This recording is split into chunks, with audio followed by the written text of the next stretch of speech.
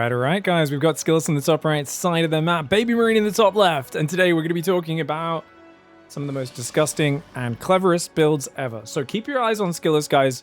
Today we're going to be reviewing a bunch of his games from Homestory Cup, looking at specifically the one Protoss who I feel has not just been cooking, but has been 100% dedicated to cooking up fresh new recipes on the new patch, new build orders, new styles, and as just really unique take on trying to maximize the potential bonuses that Protoss get.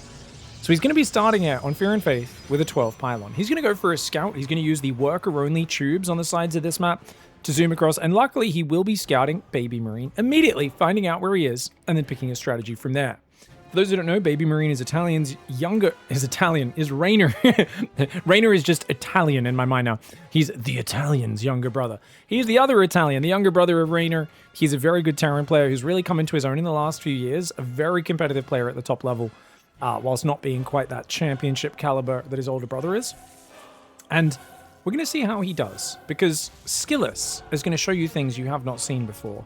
Skillous already has been very good on doing double chrono immediately, so his opening is super tight. A lot of players, I felt like, were very off on their chrono boost timings at the start of the game. On this patch, Skillous has been really good, chronoing at like 7-8 seconds, and then doing his second chrono immediately when he gets the energy, harassing with this probe as well, being a nuisance. Baby Marine trying to be very greedy here, by only pulling one SCV at a time, but he does get away with it. Now, it's going to be Gateway, Gas, and he pulls a third worker onto Gas. Nice and early here, I think after going to Cybercore. So immediate Cybercore before Nexus, 3 on Gas, and interestingly, it's probe down. It's going to move forward looking for that Nexus.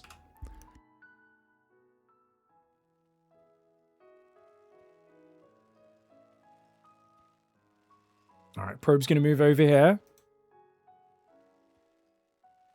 We'll see the SCVs kind of dancing around, looking for the command center. It's a blind 1-Rax expand here, where Baby Marine's not even building SCVs. He wants that command center down right on 17. That does delay SCV production. Nexus comes up for Skillous as well. And Nexus, pretty standard. Stalker gets chrono boosted, and Warpgate's going to start up as well. Now, of course, Warpgate gives you production boost even on your passive gateways, and this is one of the things Skillous has been pressing to its absolute limit. He's been so good at abusing that for defensive use, but it doesn't help on the offense. And you'll notice, what is this? He's got a probe still waiting just outside Baby Marine's base in the worker-only tube on that side of the map. Stalker comes out, second Stalker starts, and he's just chilling. But wait, a second gateway goes down. And a third gateway, and this is a build we've seen a lot in this matchup. Players will make Warpgate, make 3 gateways, and they can do a nice little Stalker Zealot adept pressure. If you go super aggressive, they can shut it down because they've got extra units, but they delay their tech, so they can get a mixture of economy and lots of army. It's not a bad style at all. It's a very cute style, can find damage, but most of all, it's just exceptionally safe, especially against a Terran who's really rushing for like a Hellion drop or something like that. But probe is still waiting here. Now, you can actually wall these off with a single depot here and here, but that's not something Baby Marine's thought about just yet, because it's early game. I mean, why would you? It's so early. You've seen an Nexus. This looks exactly like a normal build. You see probes building here, but the chrono is going into Warpgate. Not only that, there's another probe heading across the north. There are now, right now, 2 probes, one on either side of Baby Marine's base. And look at this, he's sneaking in, sneaks in the back door, throws a pylon down. Baby Marine does not see it right now. He's scouting around the front. He thinks this is a normal game. He's seen an Nexus. It's not going to be anything else. Why would it be anything else? And look at this. He puts a pylon in the corner. Not only that, guys, he can go down this worker-only path as well. Look at this. Now Baby Marine sees it. He sees the pylon on the left side. He does manage to kill the probe, but there's 3 Stalkers warping inside his main base. He's pulling everything over there. These 2 Stalkers run past the bunker. They're in the front. This probe has moved down the worker-only path on the right side. He's got 2 pylons inside your base. He's building a 3rd pylon on the far right of our screen as well. There is no way to shut this down. The Stalkers can micro for days. Widow Mines are trying to zone this down. But look, he's got Stalkers on the low ground as well. The Widow Mine unburrows, but now the Stalkers can run past. Unburrowing the Widow Mine was a big mistake. Baby Marine in panic right now. The Widow Mines get targeted down. The Stalkers are there, and it is game over.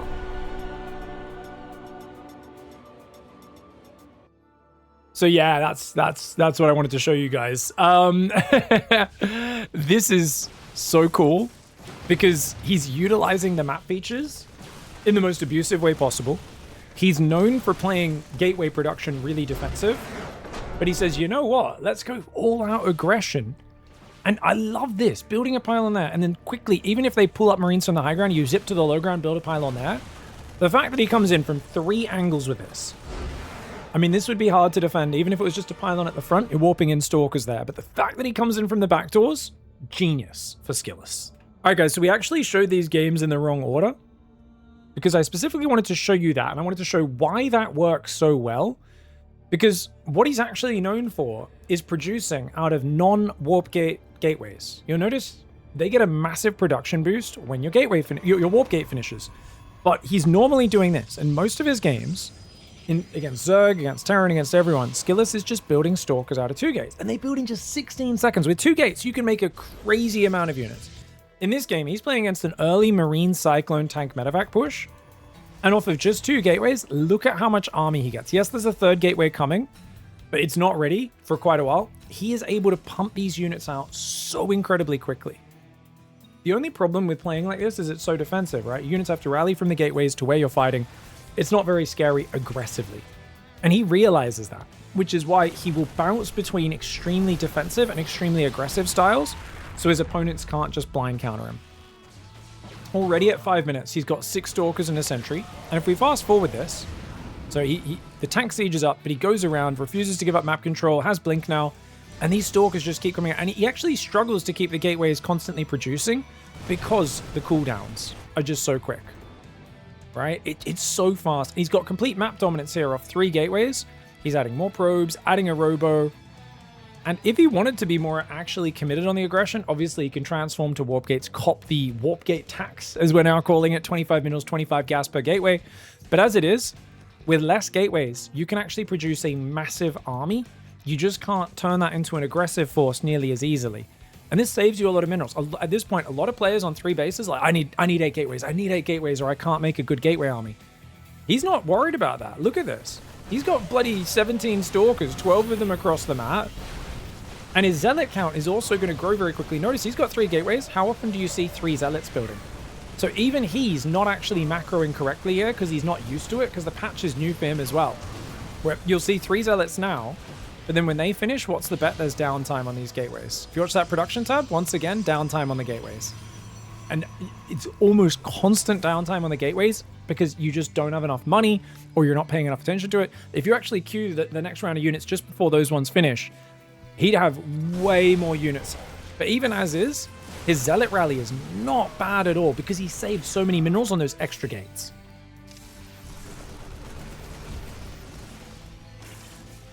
Jesus, I keep sneezing today, guys. I think that's usually wire insulation. Ah, okay, GL. So like, you reckon a little bit of wire insulation just like melted a bit.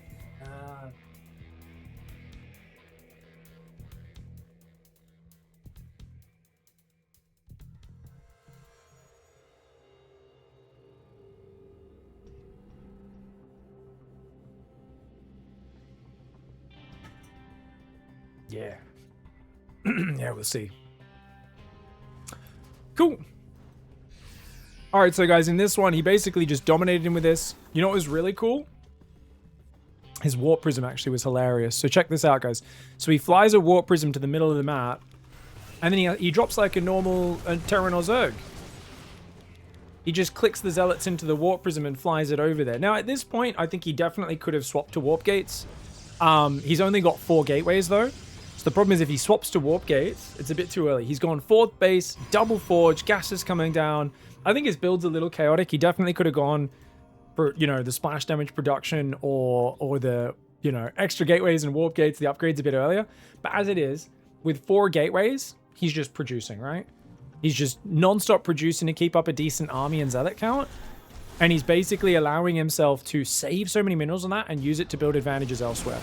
And there's a desperate SCV pool that comes, but he's too far ahead at this point. He just overwhelms it, right? Zealots are massacring workers there. Widow Mines even decide to friendly fire the SCVs there because they're geniuses. Widow Mines, every Terran's favorite unit. And Skillous, I think what's so cool is he can play this very low gateway, high economy style, quite defensive. Or, it's very hard to identify, is he turning them all into warp gates and getting in your face and trying to kill you?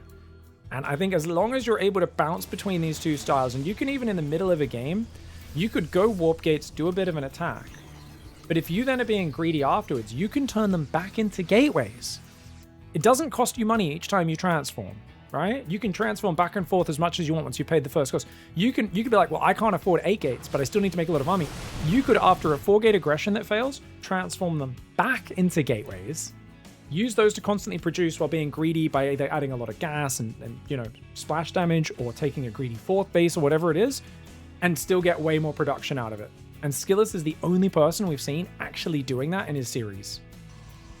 All right, so next up, guys, we have the first quarterfinals game against Serral here, where we're once again just showing you little highlights. And what I really love about this game is, I said, you know, that idea of swapping back and forth. This is one of the few games in the tournament where we actually saw someone swap back and forwards between Warpgate and Gateway forms. Now, he's going to do some similar builds in this series that he did against Lambo. I think I'll have already put that series up on Pigcasts, where he was kind of bouncing between the I'm building out of gateways and being defensive, and bam, shoving across the map with this Sentry Stalker Adept pressure off of an Oracle opening, which was actually really frightening because, of course, one of the other big bonuses we haven't talked about yet is that pylons are always fast warping. That's part of why not only was it getting in the back doors on Fear and Faith that's so effective, but there's no more needing a gateway, needing to be near a nexus. So he can run forward and build a pylon and actually create really serious pressure. So check this one out, guys. Obviously, he's playing Serral, absolute beast, but he hides a few sentries. So he goes 5 sentries. And sometimes he commits super hard to this move out. So he opens with normal Adept Oracle, and then he'll shove you with like 5 sentries, a couple of Adepts, and a couple of Oracles, and he'll build a pylon on the edge of creep. And there are games where he full sends this, and he's got 6 gateways, he's only at 48, 49 probes, transforms them all to warp gates, and goes. What he's doing here is kind of a half and half, in that he has built 4 gateways, but he's building a forge, he's planning to build a twilight, and all he's trying to do here is get an overreaction. He's playing Serral, one of the safest players in the world, one of the best scouting players, so he's playing the more conservative version, where it's not full conservative. There are times where he moves out of just 2 gateways and really tries to force an over response with minimal commitment. I guess he's doing like a half commitment, where he's like, he is going to actually make warp gates, but he's got +1 on the way. He's probing his 3rd, he's chronoing that. He's just trying to make sure he gets an over response, builds a few Adepts, he can Revelate, clear the creep, and he really wants Serral to build as many Roaches and Ravagers as possible, traps a few of these Zerglings. I think the one thing I'd really criticize him for here is he's clearly not that committed, but he's a bit slow to transition into the 6 gases and the Fleet Beacon here, floating a little bit of money. Obviously, this is a tricky style to get used to. He doesn't have years playing with this sort of Warpgate style, but he does force a bit of a response. I would have liked him to maybe warp in a few more Stalkers and try to hang out on the edge of creep, pressuring for a little bit longer, and really trying to like slow down and wound Serral. Obviously, he's got a weird follow-up. He's doing Fleet Beacon Robo, like he's rushing a Mothership out, he's doing some weird stuff. But point being, I would have liked him to stay on the map. Doesn't really matter. Point is, if your pressure's done, what do you do, guys? Now, it takes a while to do it, but he actually actively transforms them back into gateways to produce units faster, because he's like, look, I don't have that many gateways, I don't want to spend more minerals on them, I'm just going to pump Zealots out of 4 gateways on their own and do it that way. Now, obviously, one of the weird things here is still no Twilight. I think he's purposely staying on slow Zealots as more of like a buffer unit to use with force fields and the Mothership. He eventually does go Twilight, moves out to a 4th base, but it's just so cool, this idea of he's actually thinking about this in terms of like, dude, I'm a bit of an awkward spot. I can't really afford to go 8-9 gateways here. And he actually just utilizes that advantage as much as he can. And you can see he's really understanding it. Now, obviously, once you're on 4 base, you've got Mothership out, you've got Storm and whatever else, you're going to eventually transform these to gateways. I think he does eventually. This game's kind of tragic in how it ends. I almost don't want to show you guys the end because it's so sad for Skillous. Skillous, I think, had a lot of great ideas in this tournament, but even in the other games of his I've cast, there were a few moments where his micro was a little lacking, or his attention to his army. In these moments where I think because he's so focused on these unfamiliar builds, when he finally does get going, he's not always watching his army as much as he could be. So you can see he kind of gets his 4th up, takes the gases there, he's taking his time. Serral's, of course, got amazing map dominance and a bit too much freedom, where you can tell Serral doesn't feel very scared. He's made some Banes and Ravagers, so obviously he did make a bunch of mid-tier army. You are going to be able to force this to late game. But I think at this point, most people would say you're on 4 bases, you're on 8 gases, transform back to warp gates. And one of the reasons that's really important, I didn't see Skillous fully get to that stage yet, is Archons. Archons become really important to quickly morph in a frontline that can absorb banelings and protect your spellcasters from whatever Zerg throws at you. And that's and it's against Protoss as well, PvP against enemy zealots. It's very awkward to rally High Templar out of your gateways and then try to grab them and morph them into Archons every now and then. Because they're all going to be popping at different times, rallying from different angles. And it relies on you having enough control over a rally point that you can periodically go back to and morph. And I think at this stage of the game, when you're mining thousands of minerals and gas a minute, we want to morph 10 gateways. That's going to cost us, what, 250 minerals, 250 gas. I think you just cop. The gateway tax at this point, the warp gate tax is not that big. Like I said, he never got around to transforming. Actually, he was transforming it as he was moving out because he was going, oh, I'm attacking now. I'm on 10 gateways. Let's transform them all into warp gates. So Skillous actually had that in mind. So he had the theory. What he didn't have was the map vision or the map control, and he's caught looking at his base right now. This is his camera. He looks back, and his whole army dies to banelings before he even gets a storm off. He gets one storm off as his High Templar die. Really sad finish to a game. He's playing Serral. It is what it is.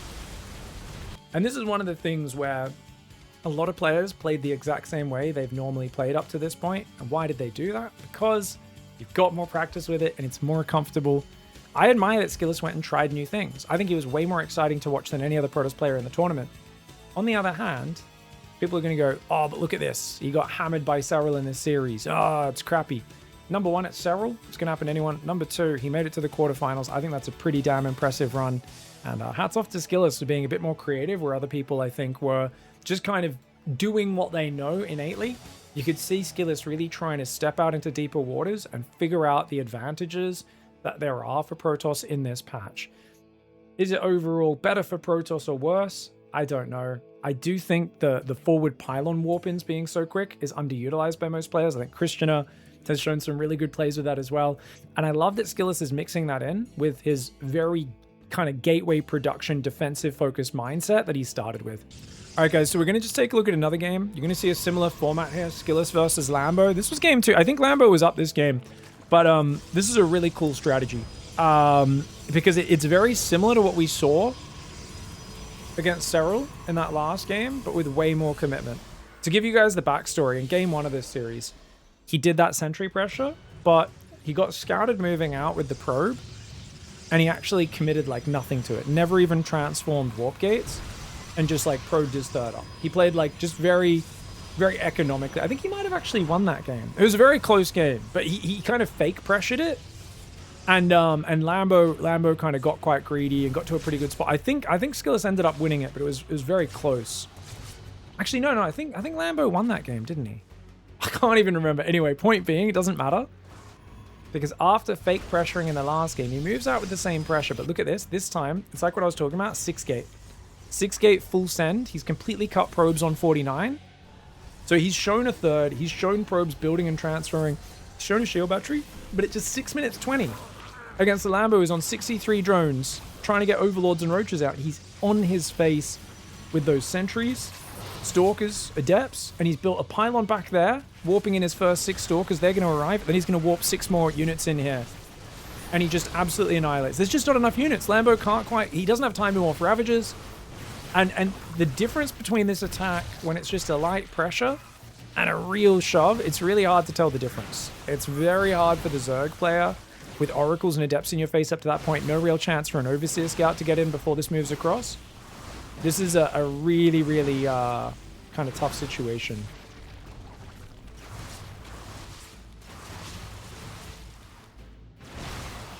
All right, so that's about that. You can see he just doesn't have enough units. This is an all-in. He's still not probing. No Twilight, no Forge. He's just building pylons. This is completely all-in. This is a gateway all-in. And actually, Lambo almost holds it, but he's already down in workers at this point, so even just holding it wouldn't be enough. And the Oracles actually kill his queens, start gunning the Ravagers down. There's a moment where you're like, oh, has he got it?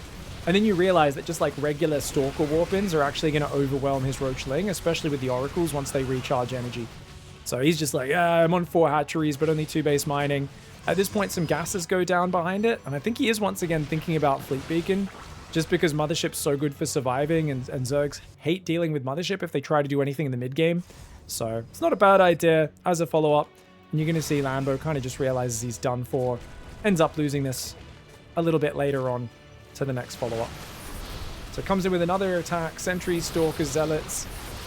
You never expect another unupgraded Gateway unit all in with no Twilight Council. Twilight Council's for losers, let's go!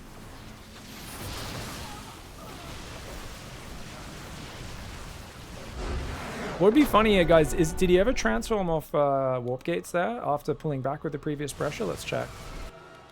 I don't think he transferred these back into gateways at all in this one, but I've just rewound the game 2 minutes before the ending. So you can see when he was there with the forwards pressure, he pulls back, starts the Twilight Forge, but he just warps in more units and goes. Yeah, he just goes again.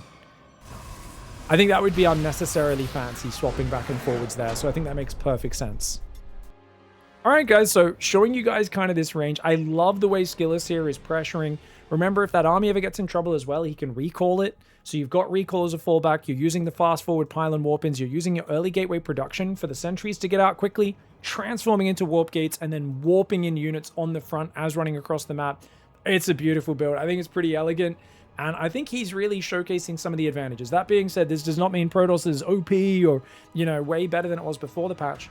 But I think it shows that there's this whole range of very different ways of playing that no one's really scratching the surface of yet. This is the sort of stuff I've been trying to do on ladder, defend with the gateways and then try to figure out when and how to put on forwards pressure. But watching someone like Skillous who's clearly put a lot of games into it has been really eye-opening. I hope you guys appreciated his creativity, and I hope a lot of the other Protoss players start to realize as well. For instance, if you're just defending in PvT, you know, against a straight-up push, just pumping units out of just 2 or 3 gateways without turning them into warp gates is massive. There are so many all-ins, and I've seen this in the Pigstarcraft Weekly as well. So we've seen PvZs where there's a Roach Ravager Queen drop attack or a Queen walk, and the Protoss is trying to make 6-7 gateways and transform them into warp gates and defend. Those holds are already on a knife's edge. They're even harder now if you have to pay 25 minerals and 25 gas per warp gate.